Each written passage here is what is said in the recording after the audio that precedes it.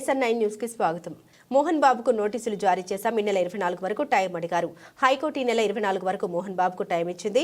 High court ఉత్తర్వుని గౌరవిస్తాం. అప్పటి వరకు రెస్పాన్స్ కాకపోతే మరోసారి మోహన్ బాబుకు నోటీసులు జారీ చేస్తాం. మంచు ఫ్యామిలీకి సంబంధించి మొత్తం 3 ఎఫ్ఐఆర్లు నమోదయ్యాయని రాచకొండ సిపి సుధీర్ బాబు అన్నారు.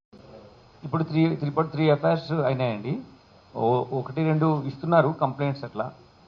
ఒకసారి ఇచ్చిన తర్వాత మళ్ళీ ఫర్దర్ వెరిఫికేషన్ క్లారిఫికేషన్ వచ్చి మళ్ళీ వాళ్ళు ఎఫ్ఐఆర్ ఇష్యూ చేయకముందే మేము మళ్ళీ విల్ కమ్ బ్యాక్ సార్ అని చెప్పి వెళ్ళే ఉన్నాయి. So we're certainly investigating this case. We will be very firm. Will do whatever the way లీగల్గా మేము ఏం చేయాలో చేస్తాం. దాని తర్వాత